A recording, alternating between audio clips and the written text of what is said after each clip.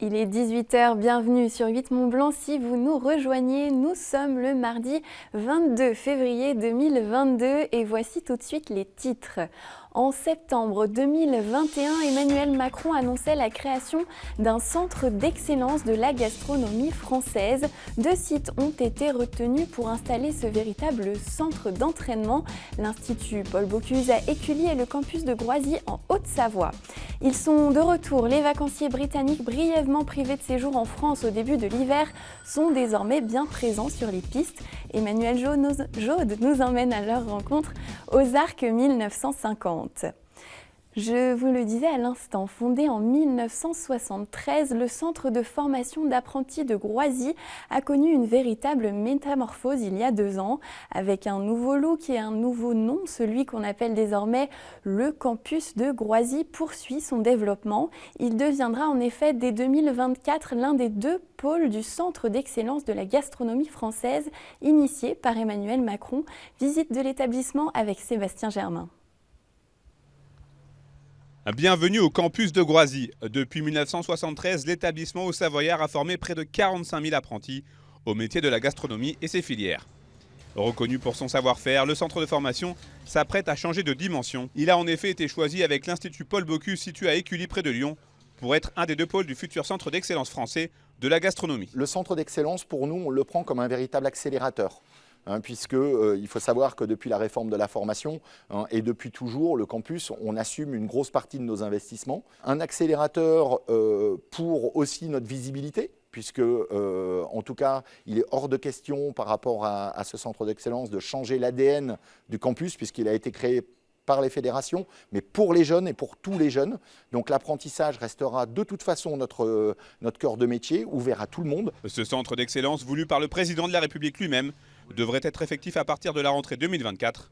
Pour ce faire, de gros investissements sont nécessaires. La région Auvergne-Rhône-Alpes va donc financer la future structure à hauteur de 25 millions d'euros, dont 15 pour le campus de Groisy. Les laboratoires de boulangerie qui vont être doublés, entièrement rénovés. La pâtisserie au niveau des chocolatiers glaciers, où on va avoir des vrais laboratoires de concours de prévus. La sommellerie, où aujourd'hui il faut qu'on se tire également vers le haut. On veut faire des caves avec toutes nos régions viticoles, avec une interaction aussi, parce qu'on veut aussi profiter de ce centre d'excellence pour inventer un peu la pédagogie de demain. 2 ans après un changement d'identité et une nouvelle campagne de communication beaucoup plus moderne, le campus de Groisy continue sa mue avec la pression qui va avec. C'est pas rien, je veux dire, on parlait de tous ces noms, Clairefontaine, Marcoussis, centre d'excellence. Je pense qu'aujourd'hui, effectivement, ça va être une petite mise sous pression, mais c'est nécessaire, c'est une remise en question, c'est aller de l'avant, aller vers des formations nouvelles, aller pousser notre métier un peu plus loin, tout simplement. Et pour les quelques 900 élèves de l'établissement, ce changement de statut est une belle opportunité pour les années à venir. C'est le cas notamment de Leïla, ancienne secrétaire médicale, désormais apprentie pâtissière. Je suis fière de faire partie de ce pôle d'excellence et j'aimerais bien continuer en chocolaterie l'année prochaine, donc je me sens bien. Je pars de rien, je ne connais pas du tout la pâtisserie, j'ai jamais fait à la maison, moi je suis plus cuisine qu'autre chose. Et je suis partie vraiment de rien et en moins d'1 mois, je trouve qu'on a vachement amélioré du coup nos capacités et avec les stages aussi, donc non, nickel. Ce nouveau centre d'excellence confirme bel et bien la volonté de la région Aura d'assumer pleinement son rôle de première région française en termes de gastronomie. C'est l'un des domaines nordiques les plus réputés de France. Bessan fête ses 50 ans et nous sommes en ligne avec Jérémy Trac, qui est le maire de la commune. Bonsoir, merci d'être avec nous. Bonsoir, merci de m'accueillir. Votre espace nordique a été créé en 1972. En quelques mots, est-ce que vous pourriez nous replonger un petit peu dans cette histoire, nous expliquer comment est né ce domaine nordique à Bessan ? Écoutez, Bessan, avant le début des années 70, c'était essentiellement un village à vocation agricole, qui était peu rémunératrice, donc ça a créé un fort exode de la population vers la région parisienne. Et puis, dans l'engouement des Jeux Olympiques de Grenoble de 1968, la plaine de Bessan se prêtait bien aux activités nordiques. Et là où différentes stations se sont tournées vers le développement de domaines de ski alpin, et bien Bessan a développé un domaine de ski de fond, notamment avec le rachat d'un ancien bâtiment des chantiers EDF pour le barrage du Mont-Cenis, qui a servi à la création du centre École La Bessanaise, qui a été l'un des premiers centres d'apprentissage du ski de fond en France. Et ensuite, la station s'est développée certainement plusieurs décennies autour de cette activité, de ces activités nordiques. 50 ans, donc c'est un âge à fêter. Quel est le programme chez vous pour célébrer cet anniversaire ? Écoutez, là, les équipes de la station sont au travail pour proposer un joli programme demain à partir de la fin d'après-midi. On va laisser sur le début de la journée nos vacanciers, nos visiteurs profiter de leur journée à peu près normalement. Et puis en fin d'après-midi, on aura deux relais sportifs qui seront organisés, un plutôt en mode découverte famille et puis un plutôt en mode compétition, où l'idée c'est vraiment de mettre en avant différentes disciplines qui ont fait la station de Bessan, le ski de fond bien sûr, mais aussi le tir laser pour le biathlon, de la raquette à neige et du ski alpin. Le tout donc en relais par équipe, de manière à faire une épreuve à la fois sportive mais surtout conviviale. Et puis on poursuivra ensuite sur la place du village avec tout un programme d'animation qui a été concocté, spectacle de feu, un flash mob, un feu d'artifice, des stands avec du vin chaud, avec des dégustations de fromage. Voilà, tout un programme qui sera proposé demain en fin de journée. Et on clôturera donc avec, bien entendu, le gâteau des 50 ans. On aura le plaisir de partager avec les personnes qui, je l'espère, nous rejoindront nombreuses. Une belle fête donc ce mercredi 23 février à retrouver du côté de Bessan. Un petit mot quand même sur votre saison. On sait que l'année dernière avait été assez exceptionnelle pour les activités nordiques notamment. Comment ça se passe cet hiver ? Écoutez, ça se passe bien. On est à peu près dans ce qu'on imaginait, c'est-à-dire que on n'est pas dans les niveaux de fréquentation de l'année dernière, mais on est quand même supérieur à ce qu'on avait avant la crise sanitaire. Je pense que des personnes ont retrouvé goût ou ont pris goût aux activités nordiques. Donc on peut penser que certains sont restés sur les activités nordiques, et pas que le ski de fond. On pense au chien de traîneau, à la cascade de glace, à toutes ces activités annexes. Et on a des personnes certainement qui continuent à faire du ski alpin, mais qui, dans la semaine, prennent plaisir à varier les pratiques. Merci beaucoup Jérémy Trac, on vous souhaite une belle suite de saison et un bon anniversaire à Bessan. Merci beaucoup et bonne soirée à vous. À bientôt. On reste en station. Ils ne pouvaient renoncer au ski dans les Alpes cet hiver. Les vacanciers britanniques sont de retour. En début d'hiver, ils ne pouvaient voyager en France que pour des motifs impérieux. Mais depuis plusieurs semaines, ils sont à nouveau autorisés à venir profiter des pistes de ski. Ils représentent par endroits près de la moitié de la clientèle. C'est le cas aux Arcs 1950 en Tarentaise où s'est rendu Emmanuel Jaude. Il a travaillé son accent british pour nous rapporter ces témoignages. Regardez. Au cœur des domaines skiables, alors que les vacances de février battent leur plein, les touristes d'outre-Manche sont cette année encore bien présents sur les pistes. Aux Arcs 1950, ils représentent même jusqu'à la moitié des vacanciers. Une clientèle essentielle pour de nombreux professionnels pour qui une saison sans anglais serait bien compliquée. Ils sont là. Ils ont été absents peut-être une semaine, 15 jours sans plus, quoi. Et ils sont là. Et il y en a même qui sont jamais partis parce qu'il y a eu un moment où ils ne pouvaient pas repartir ou pour revenir, enfin bon. Mais ils ont trouvé des astuces et ils ont toujours été là en fait, hein, mine de rien. Ils sont super contents de sortir. Ah oui, non mais ça se voit, ça se voit. Ils sont heureux quand on les accueille, ils sont, ouais, c'est toujours, rien n'est trop beau, quoi. Non mais c'est des gens en plus super sympas, quoi, je veux dire. Ils sont contents, c'est toujours amazing pour eux, donc c'est ça qui est génial. En dépit de la crise sanitaire et du Brexit, les Britanniques restent donc friands des stations alpines. Entre amis ou en famille, ils sont nombreux à avoir fait le déplacement car pour beaucoup, il reste tout simplement impossible d'imaginer passer un hiver sans skier. On est déjà venu ici 3 fois, dont une fois aux Arcs 2000. On aime vraiment cet endroit, donc on vient chaque année.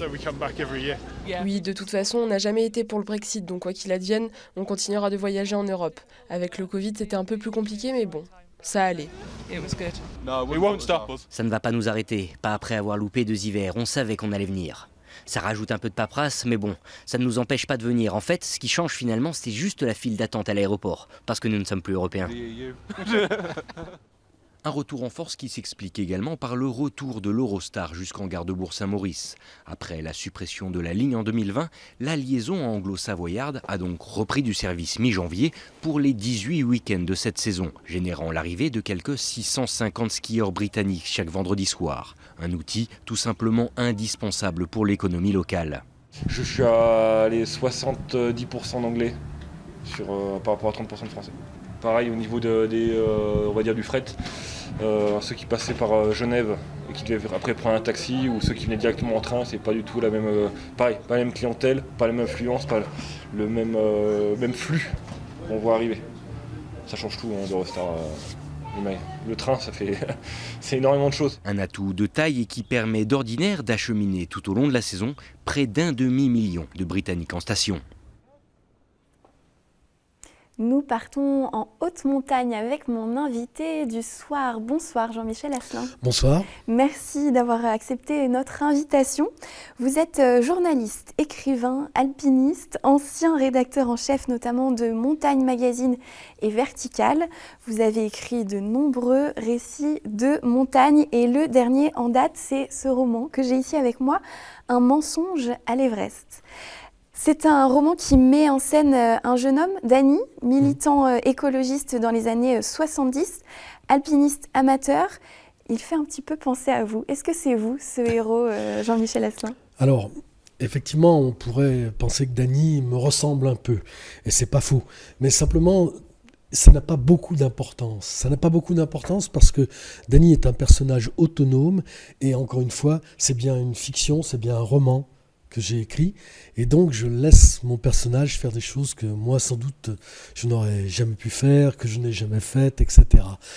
Voilà, mais je n'ai pas beaucoup d'imagination, donc je me suis servi de briques qui étaient mon existence et qui donc viennent interférer dans ce récit qui n'est pas qu'un récit de montagne, c'est ça qui est un peu particulier. Je raconte en fait 3 années très précises, qui sont les années 77, 78, 79. On part de lutte, effectivement, comme vous l'avez dit, écologique. On est dans les combats contre la centrale nucléaire de Malville. Il y a le Larzac, il y a des choses comme ça.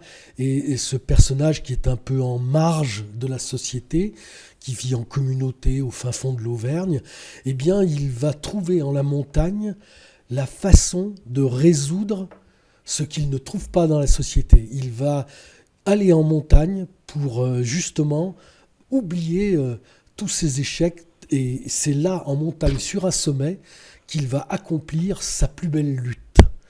Donc, vous voyez, c'est pas quelqu'un qui va en montagne comme beaucoup de gens, parce qu'il a eu des parents qui l'ont emmené, des copains, etc. Lui, il y va pour venger quelque chose. Quelle est cette lutte, justement, pour lui en montagne ? Alors, je crois que c'est un personnage qui est à la fois un peu égoïste, il est plein de forfanterie, on va dire.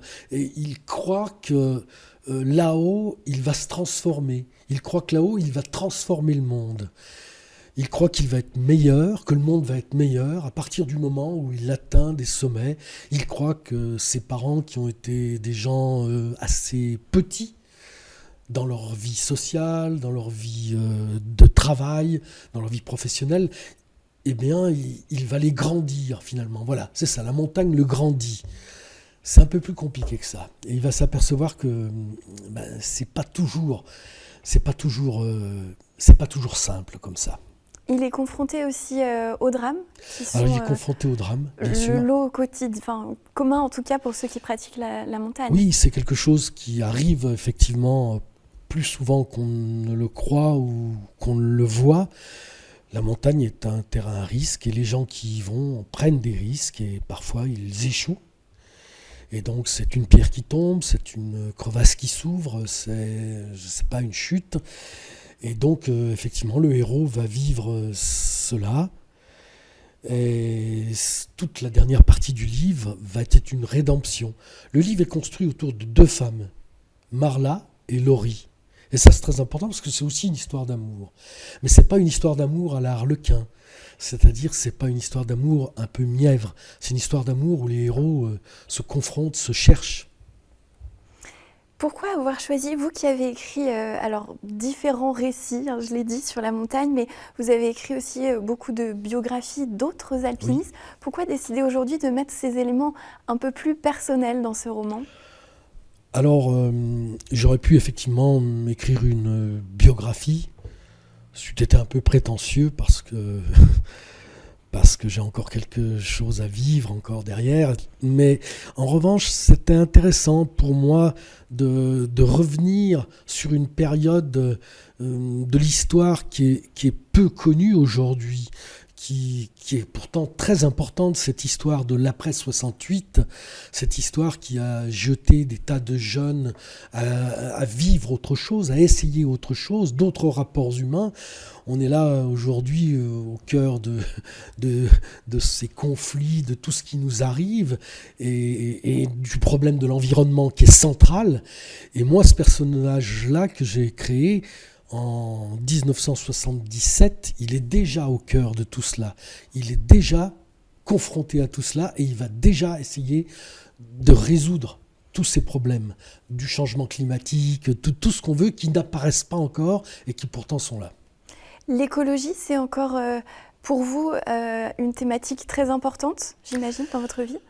Alors, je pense que pas que pour moi, je pense que c'est simplement la grosse question du siècle, la grosse question d'aujourd'hui, et qu'elle est inévitable et qu'on peut la mettre où on veut, au sommet des préoccupations ou en bas des préoccupations. Elle est là de toute façon. L'écologie, c'est vivre dans la maison commune. C'est ça l'écologie. Et on ne peut plus aujourd'hui se dire que, voilà, c'est un détail de l'histoire. Non, ce n'est pas un détail de l'histoire. L'écologie, c'est le centre de l'histoire, de notre histoire. Maintenant, que l'homme disparaisse, comme avait dit un auteur pas-calais, bon débarras peut-être. Ce n'est pas ce que je pense. L'avenir nous le dira. L'avenir nous le dira. Quel est d'après vous le meilleur support pour rapporter ces récits de montagne, vous qui écrivez, qui avez écrit des biographies, des romans, vous avez aussi une émission de radio sur France Bleu, Isère et Pays de Savoie. Ouais.